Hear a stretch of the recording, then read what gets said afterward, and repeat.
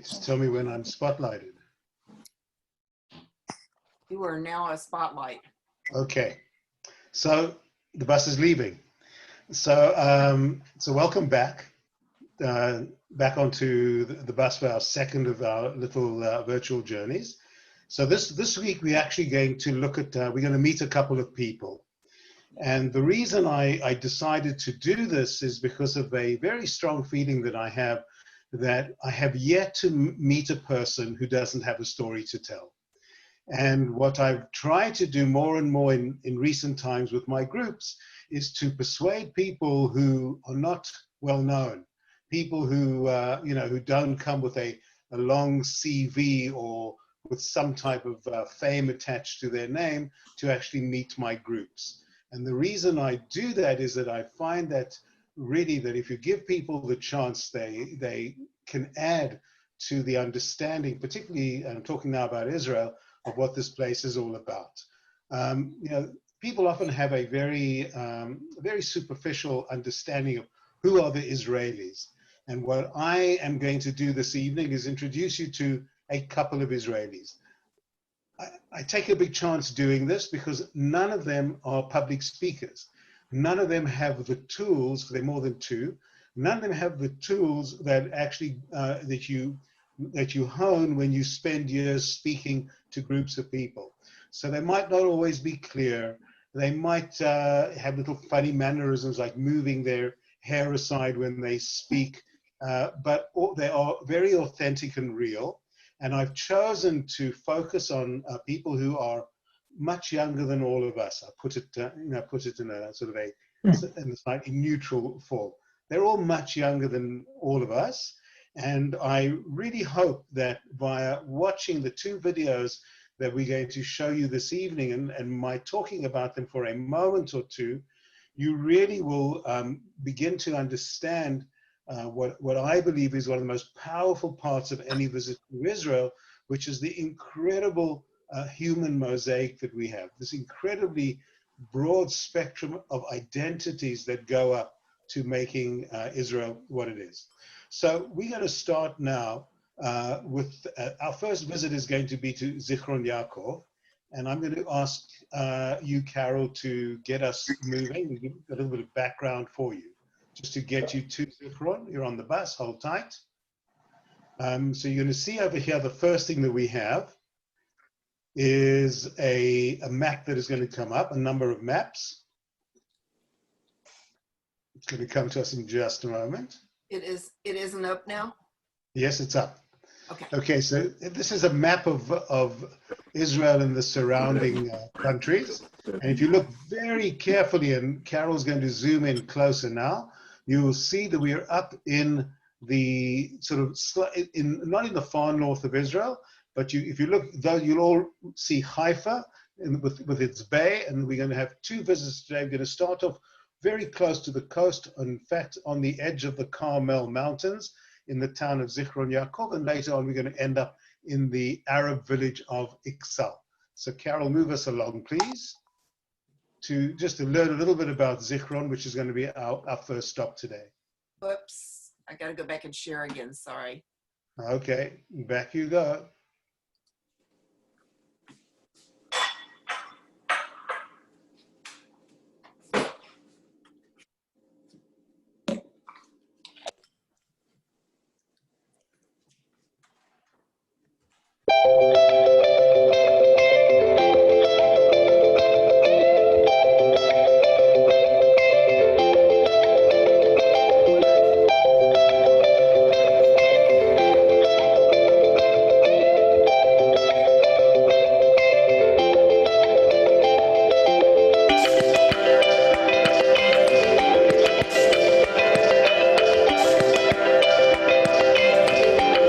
Welcome to the Carmel Winery in Zichron Yaakov. We are the oldest winery in Israel. Regardless what happened in the world, we always made wine every year. We harvested and made wine.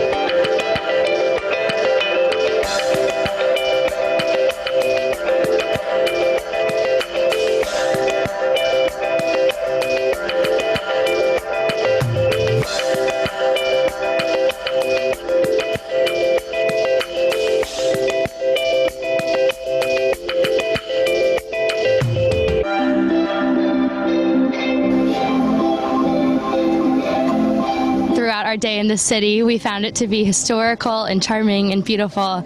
We visited the first synagogue, and we're really excited to test out the restaurants and the shops. And we get tourists from all over the world. Just now, today, we had from Australia, from South Africa, from England, all over. I don't miss the big city at all. I like it here. If I want, there's a train, half an hour, I'm in Tel Aviv. And then I come back and it's quiet and peaceful and cool.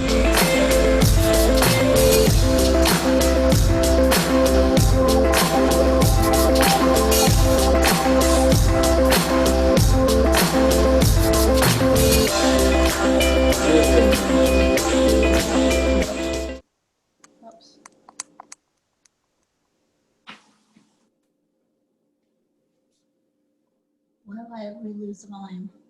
A lot of us want to get rid of intra-abdominal fat, what we call the deep fat. The biggest issue, you could argue, is obesity. We don't want deep fat. We don't want deep fat. No, that's YouTube and their issue. Now we're going to meet. Okay. So, so we're not going to a restaurant. We're not going to the winery. We're not going to the first synagogue. We're going to meet a woman called Lihi Gordon. And she's going to really spend a little time with us, telling us about her connection to Zichron Yaakov. So let's spend a few minutes. This with Lihi. This is actually the first of this new series of mine, People and Their Places. So I think you're going to understand in a few moments why I chose to start over here in Zichron Yaakov with Lihi. Lihi will introduce herself in a moment, but I wanted to say a few things about this idea. So my idea is based on the fact that I am convinced from my years of guiding people in Israel that the most interesting thing at the end of the day is when places and people intersect. Places come to life really for the people who visit them when there is a special story connected to a special person. And I've worked with Lihi for a number of years before Corona stopped the type of work we did together. And she is one of these special people. Before we actually get into your story, Lihi, because you're a native-born Israeli, and by the way, folks, some of the people that I'm going to be speaking with are native-born Israelis, Jews, Muslims, Christians. Some of them are going to be people like myself, people who actually came to live over here. And maybe this is a great segue into the quote that's on the wall behind us. So let's move out of the way, and Lihi, you'll do it in English, and then I'll try and translate In it. Hebrew. Sorry, you're right, in Hebrew, and I'll translate it. באנו לארץ אבותינו לשם מטרה קדושה. שום בית אחר אין לנו בכל העולם כולו. So I want to translate what Lihi read so beautifully in Hebrew into English. We came back to the land of our fathers, and I'll add in over here, mothers, for one holy purpose. We do not have any other home in this world. Here we will live, and here we will die. The answer of one of the early pioneers, Meir Leib Hershko, to the question of why the Jewish people came here. What we are going to do now with Lihi is actually to try and find out from you, Lihi, why when I asked you to talk about a place that really tells the story of who you are, you chose Zichron Yaakov. So take us somewhere to begin the story which connects you to Zichron Yaakov. Would love that. Let's go.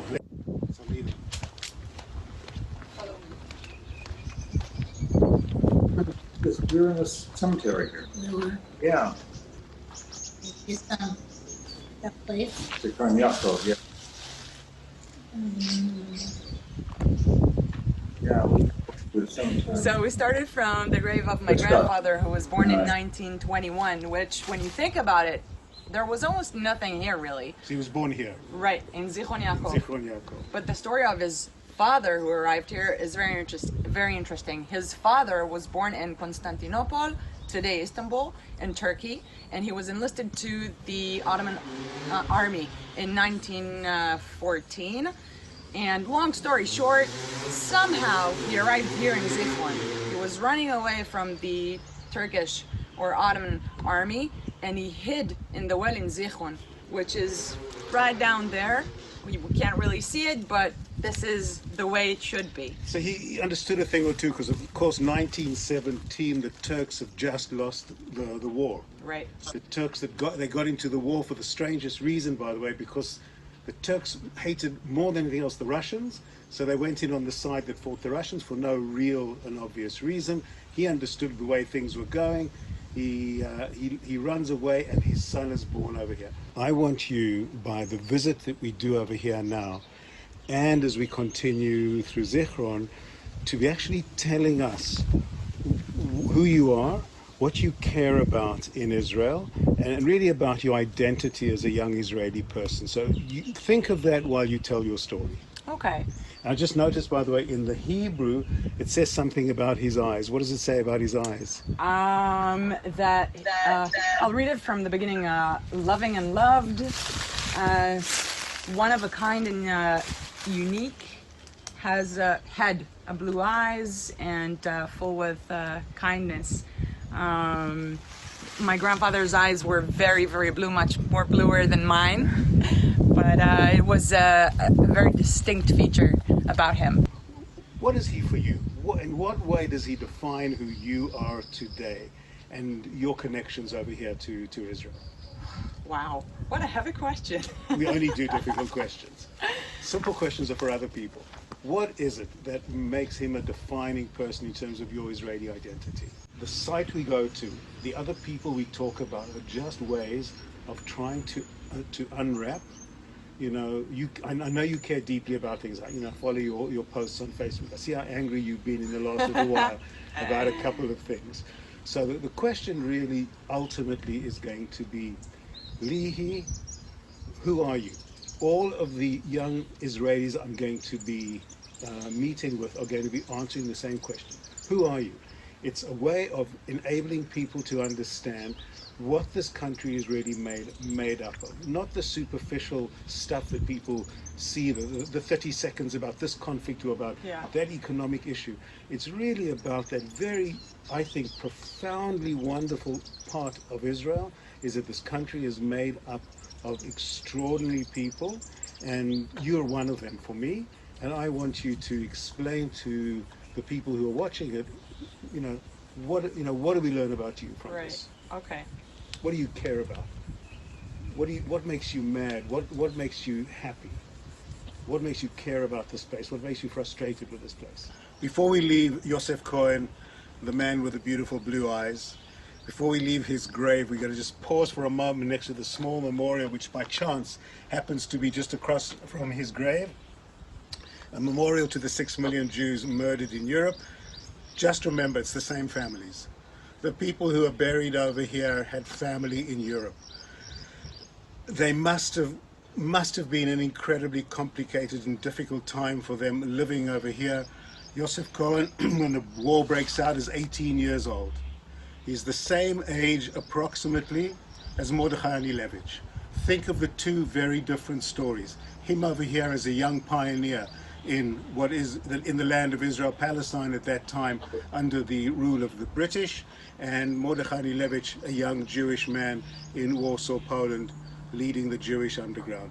It's an extraordinary fact of our history that there are these two parallel big stories going on at the same time, and that ultimately these are the two stories that define who the Jewish people are in the 21st century. So we're going to continue our conversation, Lihi.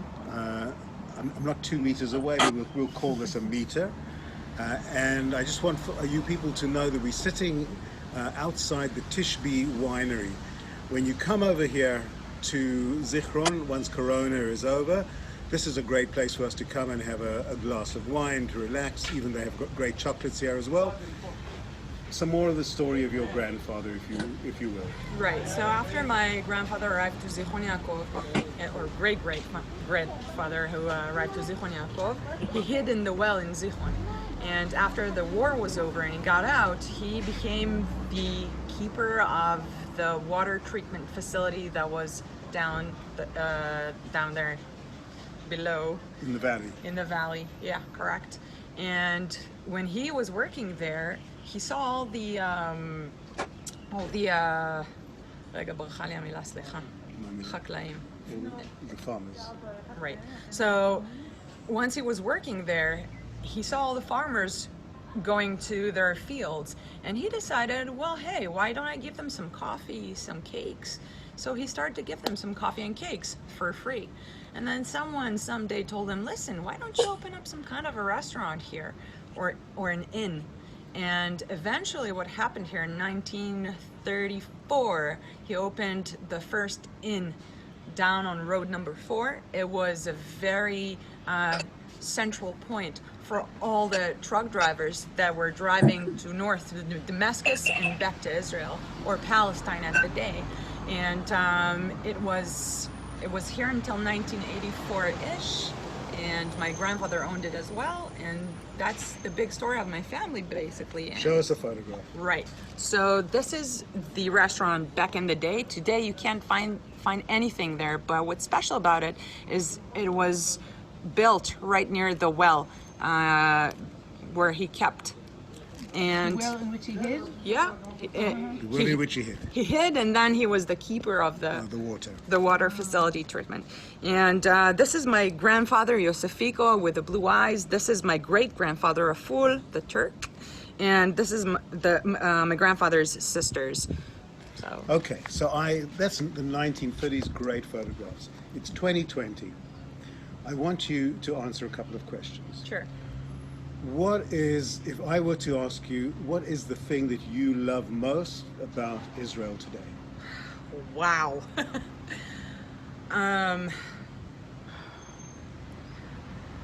I can't pinpoint one thing. Well, you're going to have to. I'm not going to let you off easy on this. I'm going to ask you, what is the thing that you love most about Israel? What is the thing you find most difficult about Israel? And the third question I'm going to ask you is, if you had a magic wand, what is the one change you would make to Israel? Wow, okay. Those are your right. 3 questions. So, I guess I'd say the uniqueness of the views in Israel and the history behind it. Can I say 2? It can't be 1. So you want to give me 2 things in Yes, one? I can. I can't just 1. Okay. I just love the beauty of this country and what it has to offer, and the stories behind each and every place that you go to. This is what I love the most about Israel. If I had a magic wand, what I would change? What is the one thing you don't like about Israel?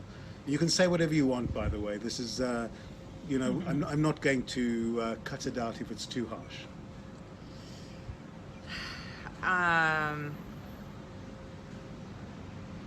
I don't like what we've become lately. And what does that mean? I think we're very impatient. I think we can't tolerate other people, not only our neighbors, but among ourselves. For me, it feels like there's a lot of hate here, and it's just becoming harder, and this is something that I would very much like to change. Okay, so you now have your magic wand. What specific change are you making with your magic wand? I think peace among us, the Israelis, before we do it with our neighbors, because I think that once we're at peace, then everything else will be better and we will be able to speak with our neighbors. But before we do that, we need to be able to speak between ourselves and solve our own problems. And I guess also this is something that creates the problem that we have with the Jewry in the diaspora, for instance. We don't speak the same language, and we need to learn how to do that. So Lehi, thank you for those answers. I want to ask you another question to slightly broaden the lens. When you look at Israel today, what do you think is the most important issue on our agenda today as a country, as a society? I think that the fact that we have a home, a place that we can call our own, is the most important issue. And when I see comments like that, Seth Rogen's, for instance, that is saying horrible things about us, or I used to be a shlicha in the U.S. and when I heard Shlicha is an emissary. Emissary, right? And I heard from a lot of people I was working with or people on campus that we don't really have the right to be here. That irritated me, and I think that's very important to know that we have a home, and this is my home. I was born here, my grandparents were born here, my parents were born here. I have a long lineage here, and I cannot see myself anywhere else but here. Yes, there are far more beautiful places than Israel, for sure, but this is my home, and this is where I feel secure and safe.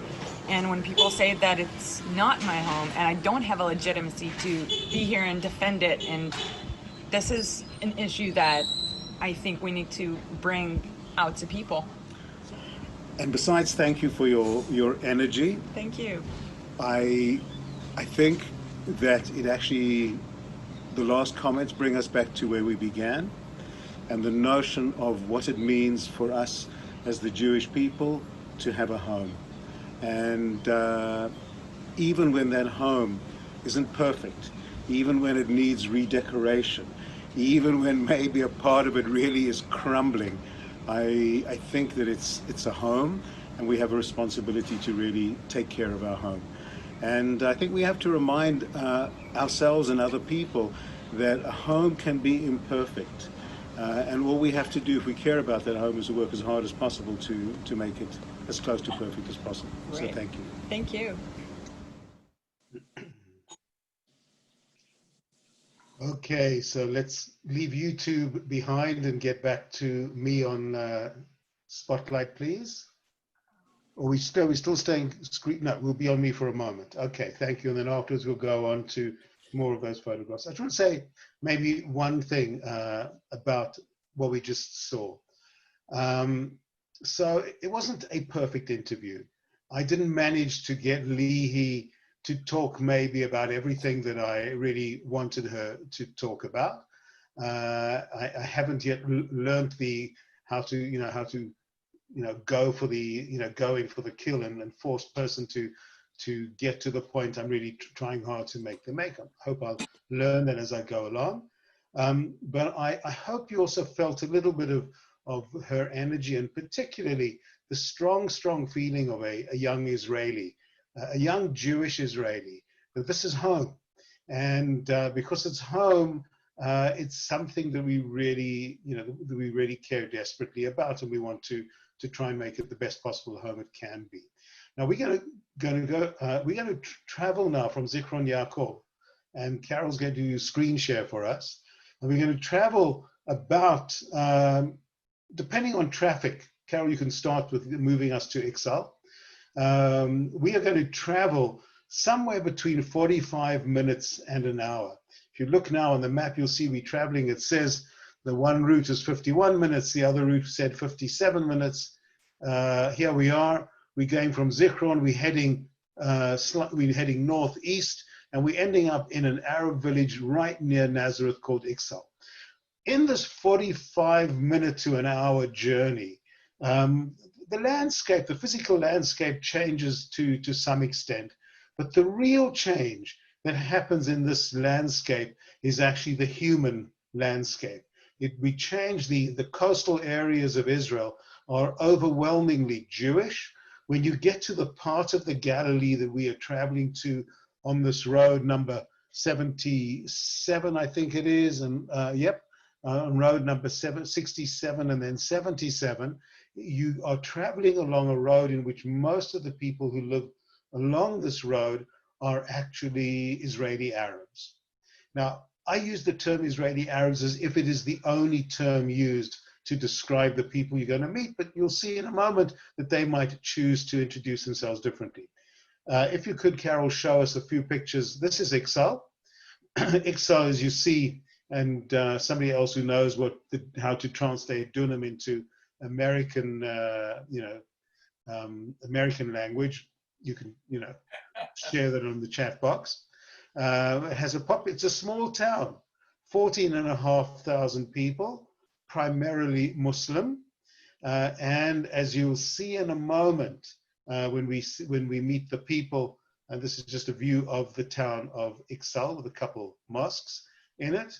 When you meet the people in Iksal, you're going to see something which is very, very typical. Mount Tabor, by the way, in the background, the story of Deborah the prophet, and on top, a beautiful, beautiful modern church, a wonderful church. And in my youth, you should know, even though you saw the effects of my knee replacement and that weird thing I was wearing around just below my knee, in my youth, long before I had my knee replacement, there was a wonderful cross-country race around the Tabor that I used to do every year when I was into cross-country running.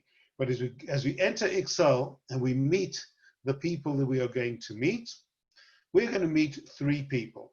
The first one we're going to meet is Iman, and Carol, stay here for a moment. Iman is described as a Syrian Palestinian teenager. Now you will see in the video my great surprise when she chooses this phrase to identify herself. I could understand it identifying as a Palestinian, but a Syrian Palestinian teenager?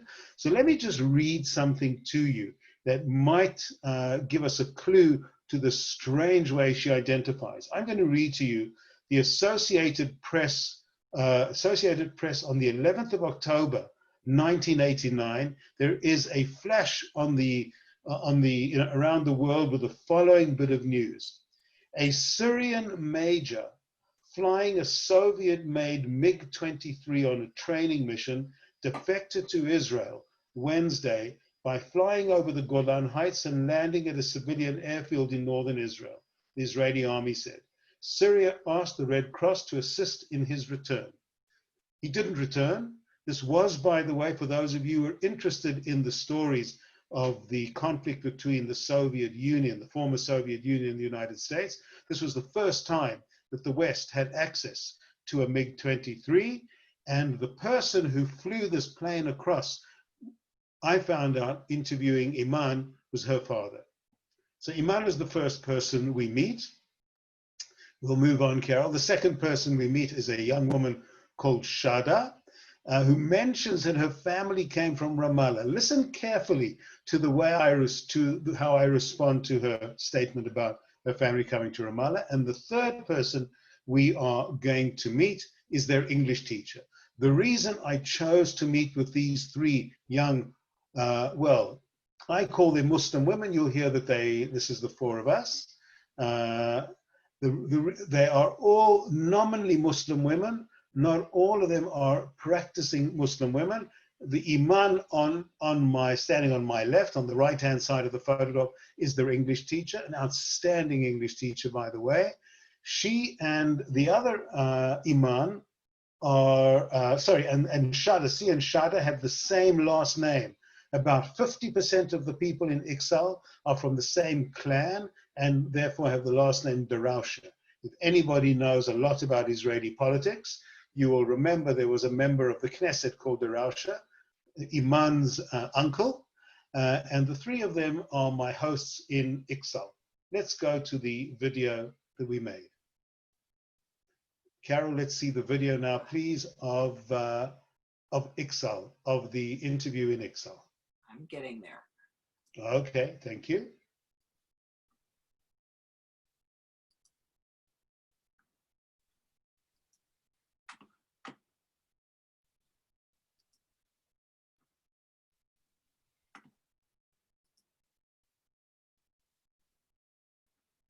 Hi folks, so this is another one of our meetings of people in their places. I'm sitting in the living room of the Darausha family in Iksal. By the way, if you go to Iksal and you ask where do the Daraushas live, you need to know that half of the people in Iksal are called Darausha. And so you have to be very, very specific. So let me just show you who's in the room, and then we're going to head outside to do a couple of interviews in the style that this style that I've begun. So we have Qasim sitting over here in the end, next to his youngest daughter, whose name is Seema, and then one of the young women that that I'm going to be talking to, Iman. Shada, the other young woman I'm going to be talking to. And the reason why you will hear how wonderful their English is, Iman, their English teacher, who, by the way, folks, was an award-winning English teacher. Hi, I'm Iman from Iksal. I'm 19 years old. I'm half Syrian, half Palestinian. Hang on. Half Syrian and half Palestinian? Now, I've never heard anybody in Israel ever describe themselves as half Syrian and half Palestinian. You have to, there's a story there, obviously. Yeah. My dad came to Israel in the late 80s. He was a Syrian military pilot. He came here in October 89. So, and how you mean he came here? How did he come here? Because there's no diplomatic relations between Syria and Israel. I think he escaped from there. Like, you can look that out. So he escaped? Yeah. And how come Israel let him in? Because Israel does not normally allow Syrians to come here. He must have obviously had something in Israel, what's it? Yeah. Which was? The MiG-23. There was a Cold War between Russia and America and other countries about this plane. So he actually brought to the West the information about the MiG-23. Yeah. Wow, so that's something really big. Okay, keep going. Yeah, and then he met my mother. He had us. Also, I have another siblings from other mothers who are Jews and Christians, Druze, and Muslims. Like, I didn't understand that. Just tell us again. I have a lot of siblings from another mothers. I have a Jewish brother. I have like Christians and Druze brothers and sisters as well. That is from different women that your father has been married to? Yeah. Is married to or was married to? Both. Really? Yeah. So you like from different places in Israel. Like you can... Okay, but you are a Muslim. Yeah. My mom is a Muslim. Your mom is a Muslim. Sunni he's Muslim? originally Druze. He's Druze originally? Yeah, yeah. And your mother's a Sunni Muslim? Yeah. So in terms of, so if I were to ask you, if I were to meet you somewhere in some other part of the world, and I asked you, who are you? How would you describe yourself? You know, I would say, hi, I'm Julian. Mm-hmm. I'm American. I'm not, but I would say, hi, I'm Julian. I'm American. What would you say? That I'm, like, I don't know. Would you say? I prefer, like, if I was, like, Syrian, not Palestinian, actually. So why do you say you would prefer to identify as Syrian and not Palestinian? Because, like, I never felt like home here. So in that part, I feel like part of me is missing. I need to know that country, that place. Where did my father come from? Like, I feel like I really want to go there. And you've obviously never been there. No, probably I'll never go there, but I'll figure it out. Chance. What type of identity document do you actually have? What? What identity document do you have? Israel-Palestinian. What is it? Israeli. It's you have what? You have a Teudat Zehut, an Israeli ID. I do have what? You have an Israeli Teudat Zehut. Yeah. Identity document. Yeah, I do have. But I can have the Syrian passport, but it's pointless. Like, it's useless. Right. What are you going to do with the Syrian passport? Yeah, nothing. Right. Okay. Wow, that's complicated. That's more than you expected. That's much more than I expected. And I have to say, it goes to the point that I'm going to try and make really in the conversations I have. The identity issues over here are so much deeper, are so much more nuanced than people think. Now, I came to Iksal expecting that I was going to meet a number of young people who would say that they are Palestinians with Israeli documents that they are conflicted about their Palestinian identity and the fact that they have an Israeli ID card. And the first person I meet brings Syria into the conversation in a way that I would never ever have expected. I mean, I'm not speechless because I'm rarely speechless, but I'm amazed. And to describe the people that are living in Iksal, I can tell my story because everyone that live in here pretty much have the same story. Yeah, we are different. We have people that have been living in Iksal before the establishment of the state. And we have people that moved in here from places like Ramallah, like places that are near Jerusalem. Like my father's, my great-grandfather came from a village next to Ramallah. Its name is Singal, and he's from there. He moved in here, and when did he move here? I think there's like no specific date. Oh, but long before the creation of the state. Yeah, I guess the same period. Okay. Now, I want to guess something, and feel free to tell me, Julian, you got it totally wrong. Did he move over here because there was more work over here, or did he move over here? I believe so. Okay. So I want to point out, folks, that one of the untalked about issues, one of the facts that are very rarely talked about when we talk about the history of the very difficult relationship in Israel between Jews and Arabs, is when we talk about migrations and immigration, we rarely talk about the economic factor. It is a fact that large numbers of the Palestinian population of Israel moved in over here in the 1920s, 30s, and 40s because quite simply there was more work. A totally logical thing to do. It happens everywhere in the world. Back to you. So my great-grandfather, his name was Khalaf. I have no pictures for him. Then my grandfather, his name is Ali. That I know. We lived here and we got the name Derache. You talked about how we have a lot of Derache. So we have Derache that are originally from Iksal.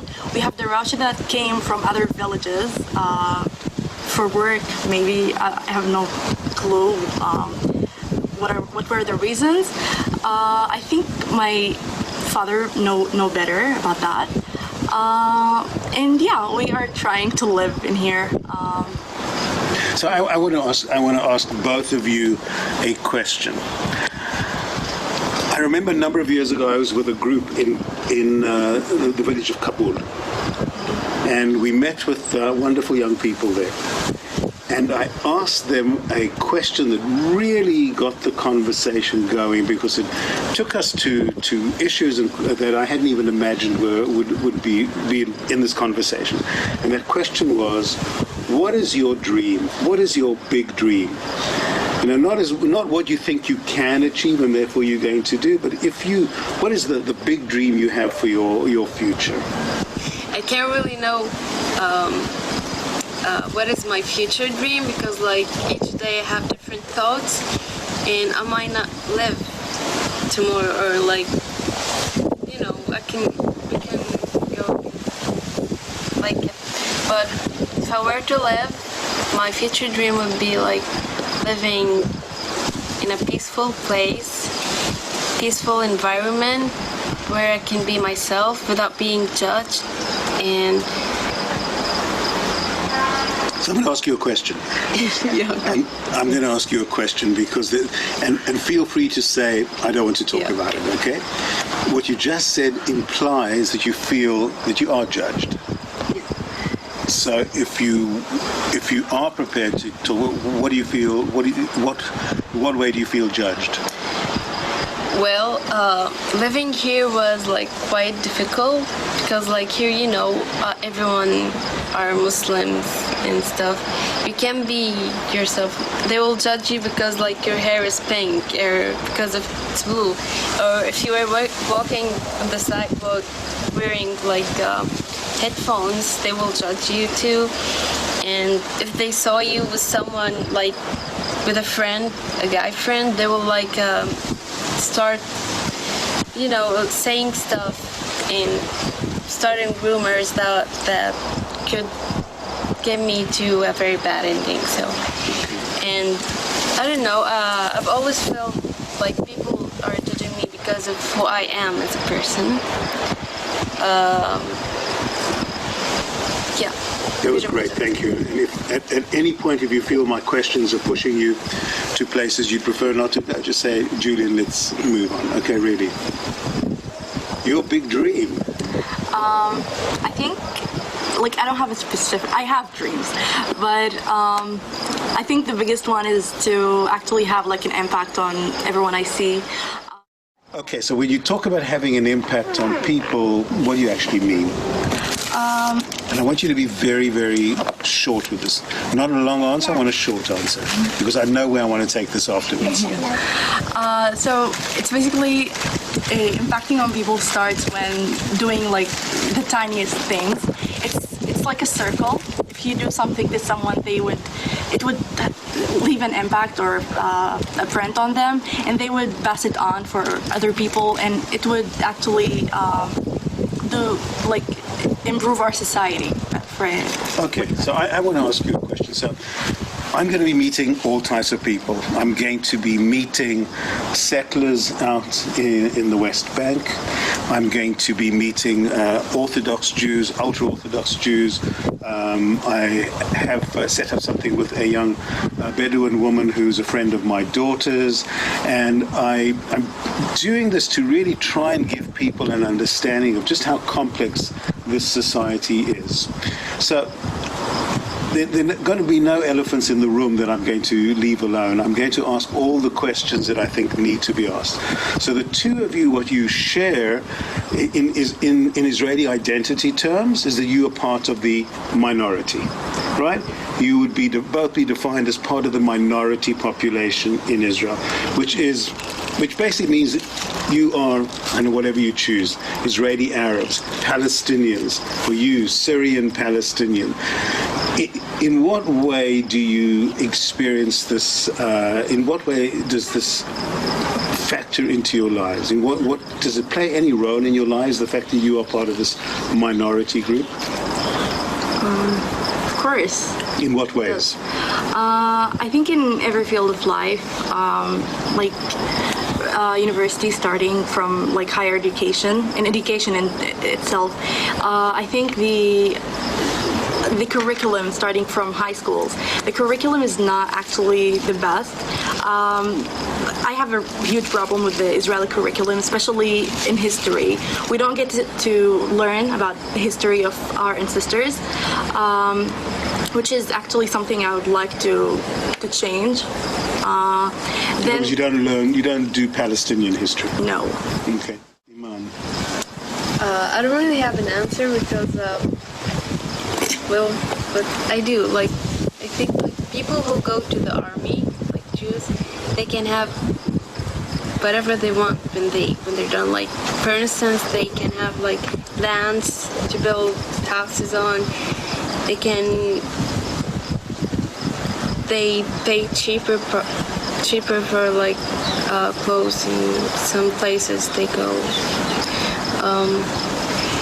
I don't really know. Like, I don't care. Like, to be honest, like, I don't care that much because, like, I'm ignorant about it. Like, I don't know much. Okay. I have another. Maybe, Iman, it'll give you a moment to maybe reconsider what you said, and if you have anything else you want to add.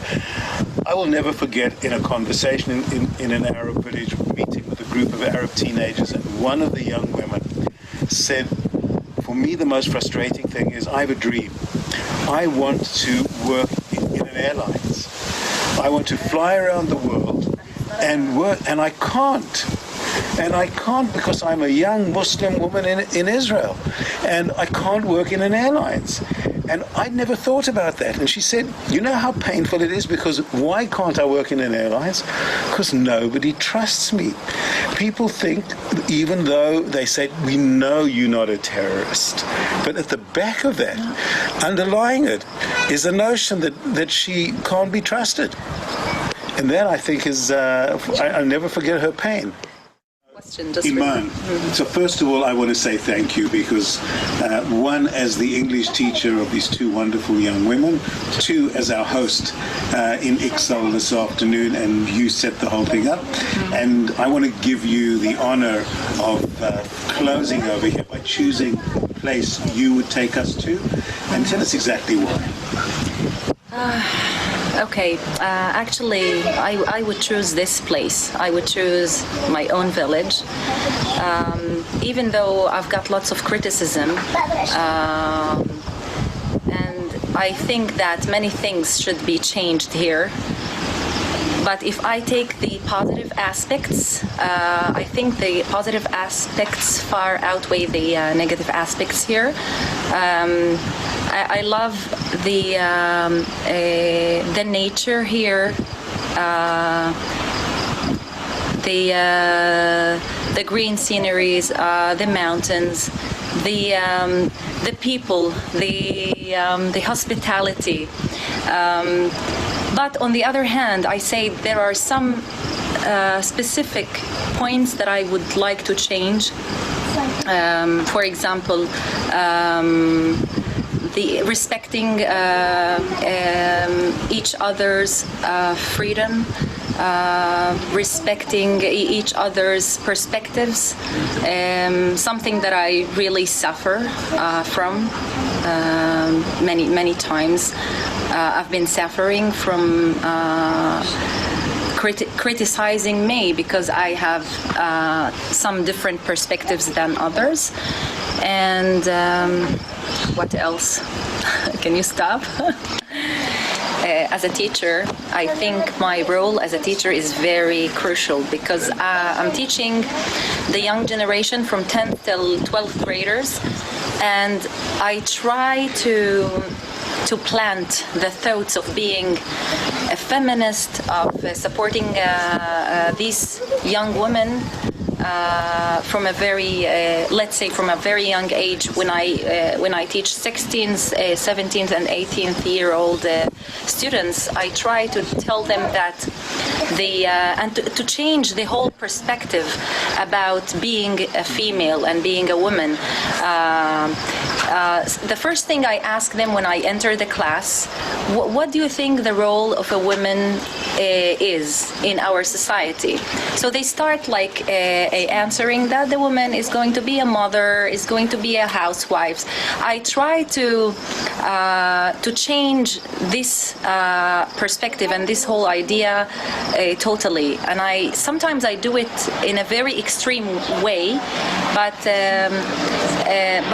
I'm sure that during my teaching career, I have affected many students, and I think Iban and Shada are maybe one of these students who have been affected by my thoughts that the woman's role is not in the kitchen. They can be politicians, they can be doctors, they can work in a very important position in the country. So this is also another reason why I want to stay here. Because if I leave, if I imagine myself leaving, I can't guarantee that people come and really teach these young women to be influential and to be important in their societies in the future.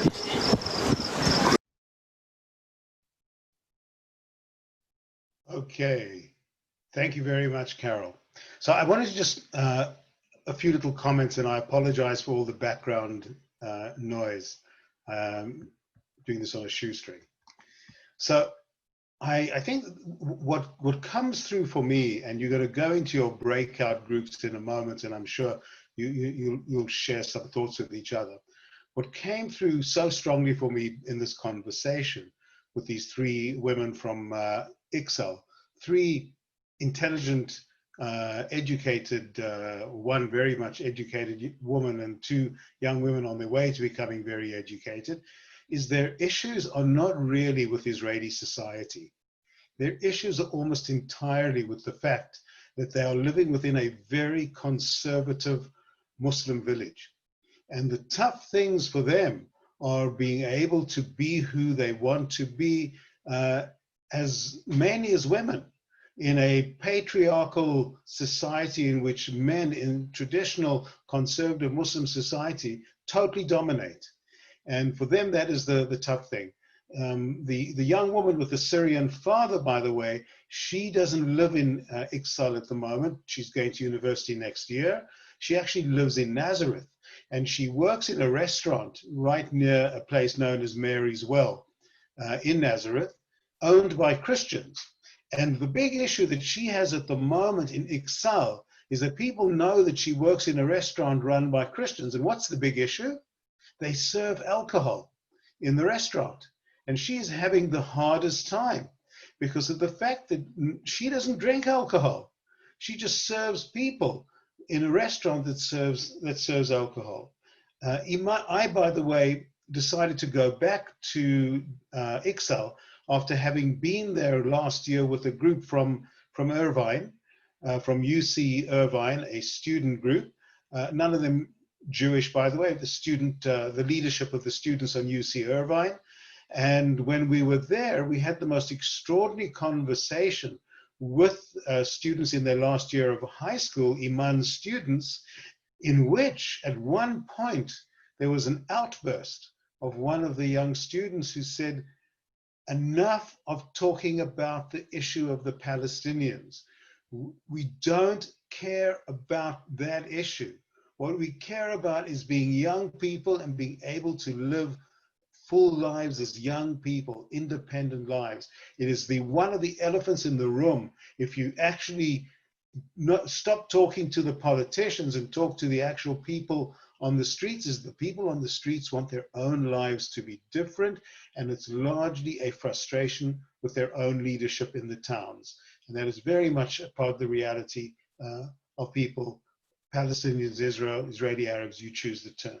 You're going to go into your breakout groups now for a very short while, but it'll be enough. There is talk a little bit if you want about the two videos, but you need to come back with a representative who will share with the rest of us the 3 adjectives that you believe are the best adjectives to describe who an Israeli is. Okay? I'm asking you to go stereotypical. If you were to choose 3 adjectives to describe Israelis, which are the 3 adjectives you would choose to describe Israelis? Carol, send people off to their rooms. But you need to unmute yourself, Carol. If you're going to speak to us, Carol, unmute yourself. Okay, I'm setting it up. I'll be 2 seconds. Okay. I have one room with 3 people, and I need to move some people to that room. I don't know why it did that. Okay, I'm going to move.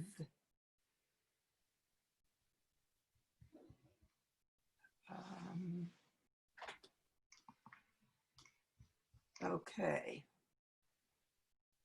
Open all rooms. And Julian, you and Orna just don't go to the room. Okay.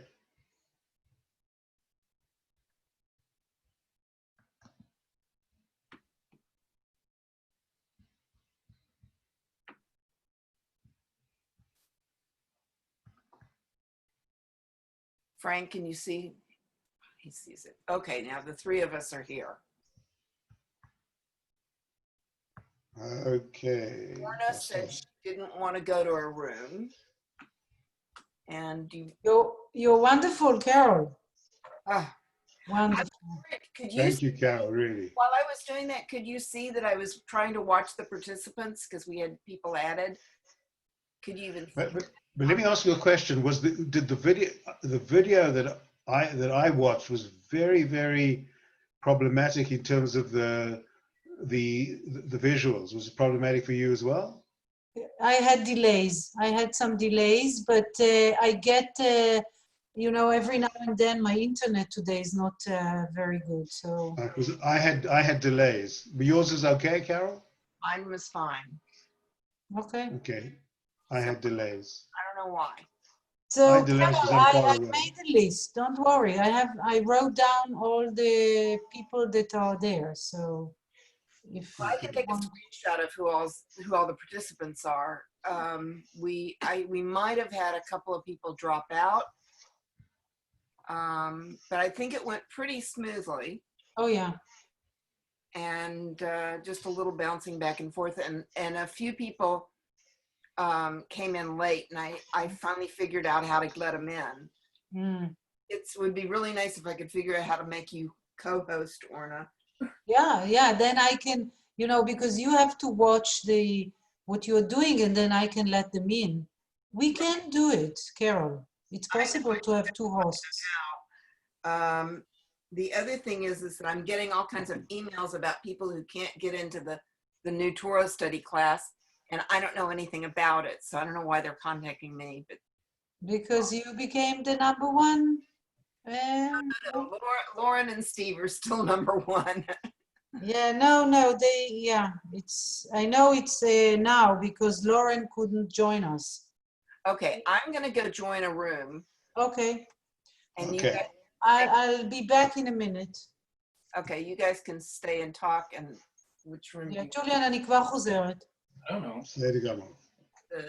Let's see, we've got Ruvalo, Wallman, Roston, Inspector, or we've got Counselor Schilling, Judy, Harcetran, or we've got Boris, Ruth, Susan, and Nim.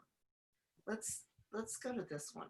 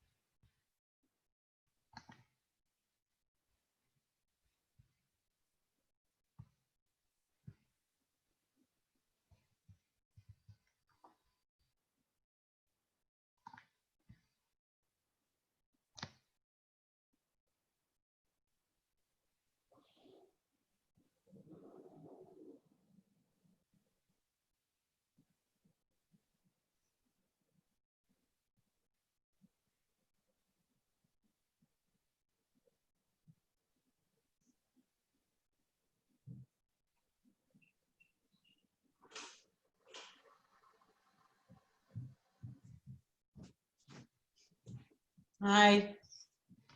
היי, רגע. יש לי כאבי גב נוראים.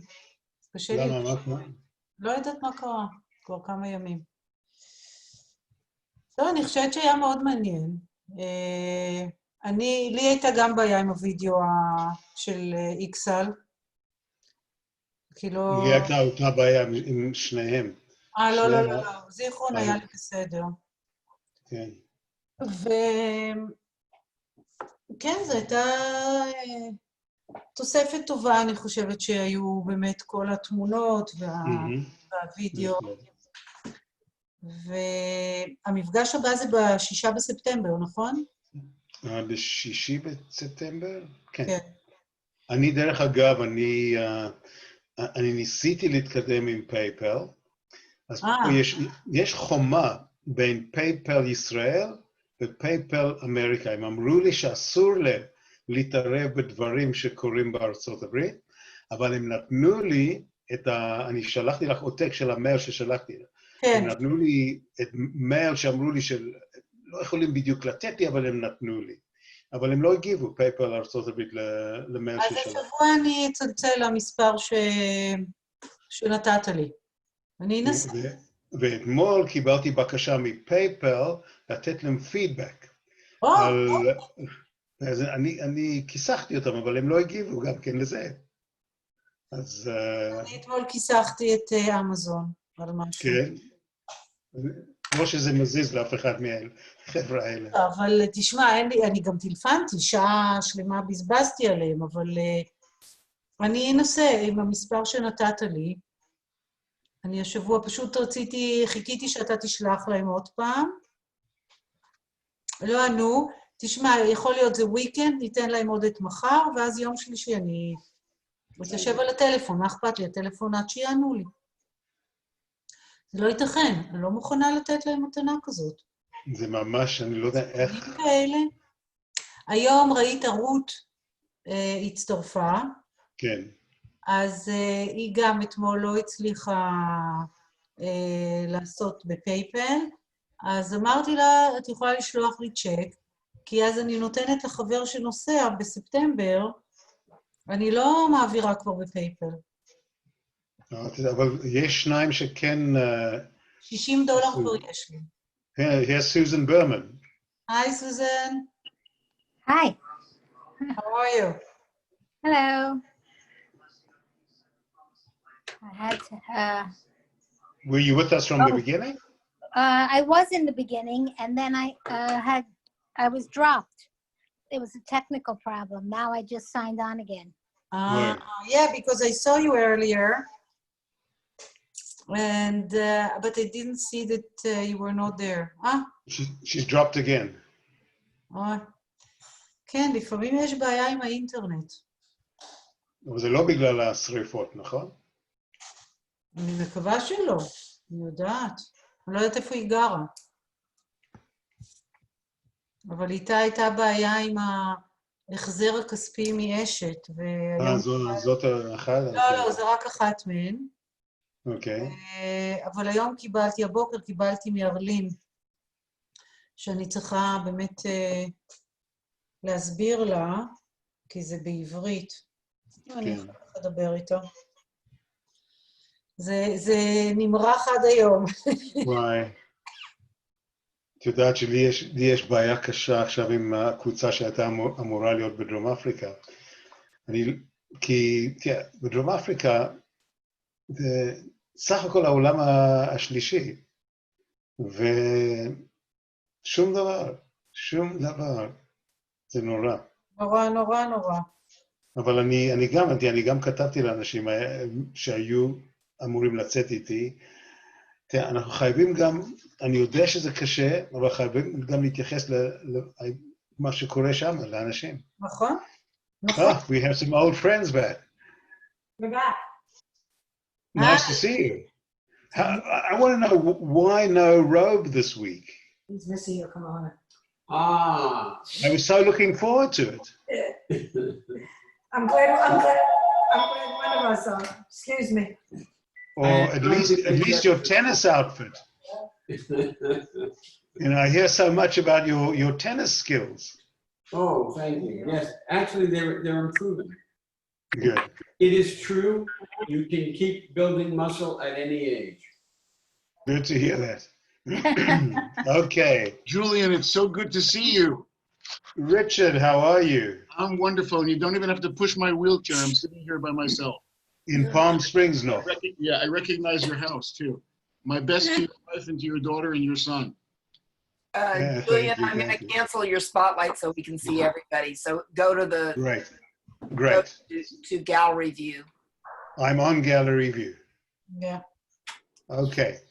So folks, we need now the representatives of each of the little breakout groups to give us the adjectives.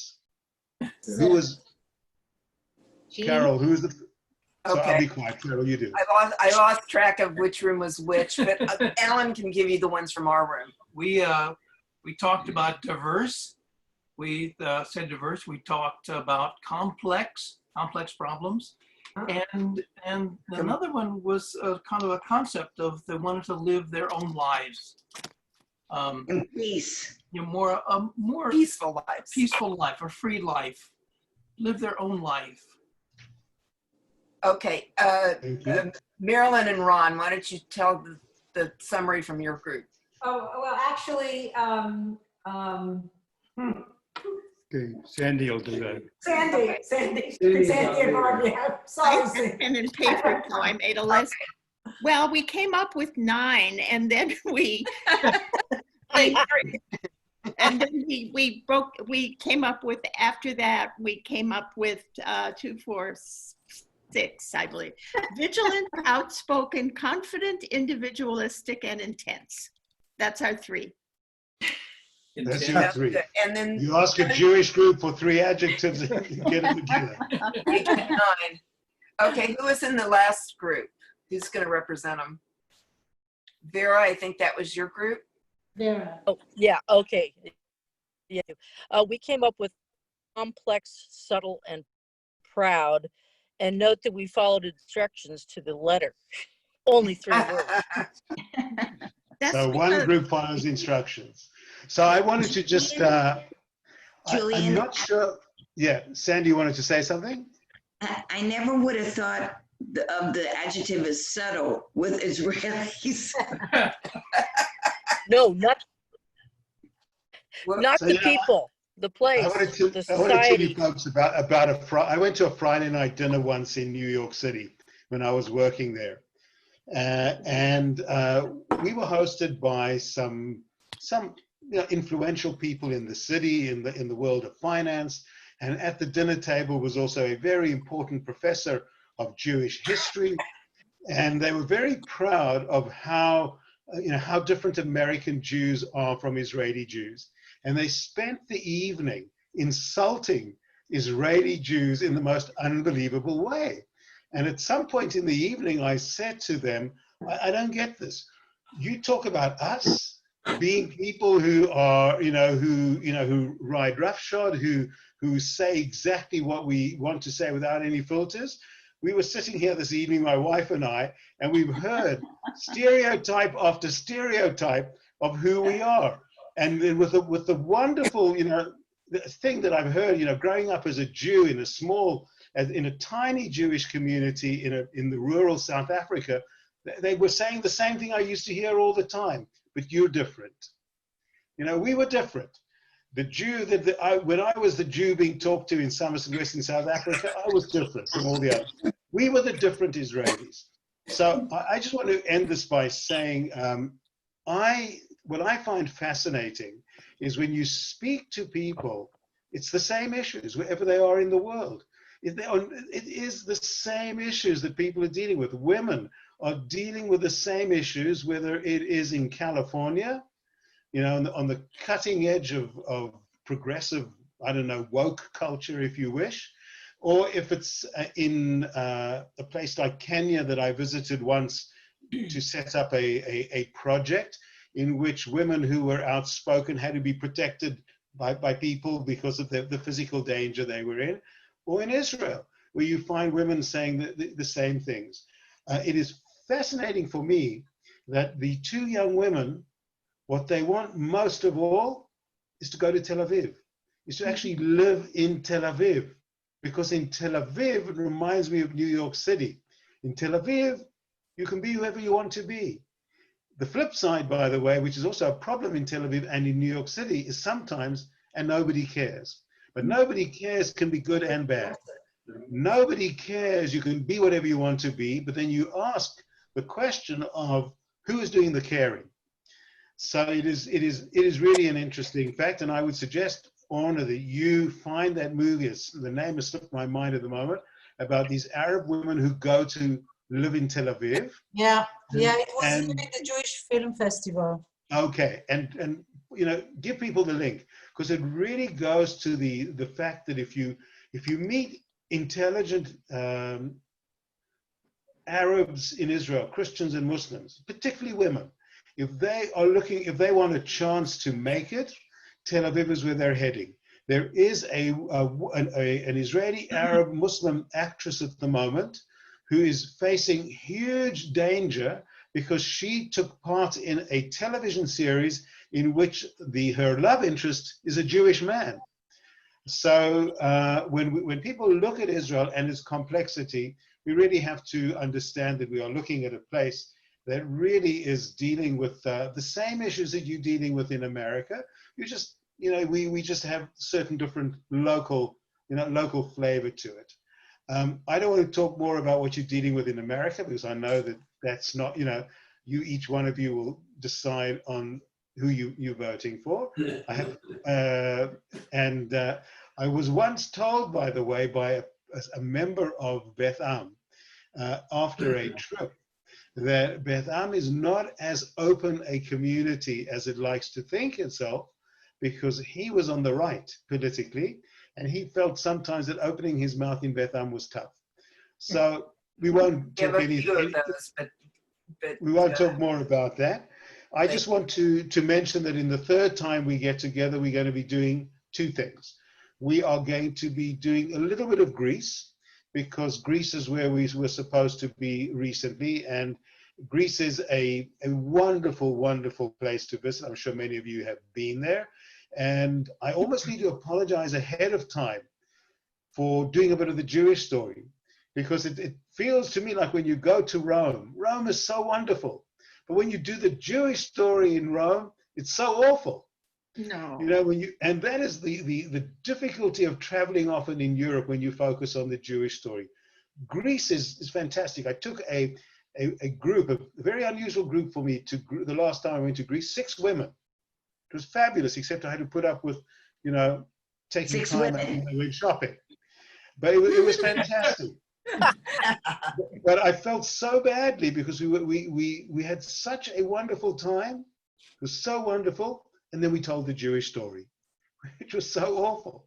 We'll leave that for a taste of it for next time.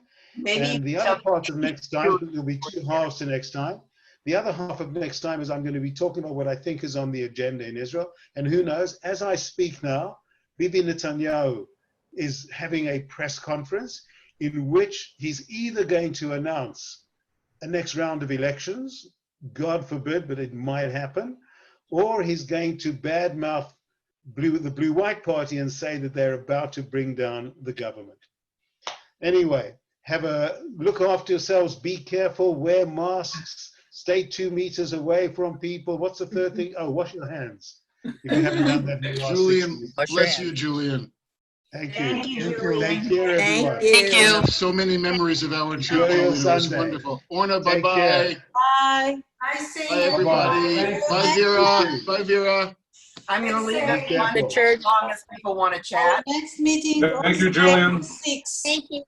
Thank you, Julian. Thank you, Warna. Bye. Thank you. Everybody Julian left. stay safe from the fires, too. Yeah, you too. Yeah. Can I just say one thing? too. I just want to say one thing.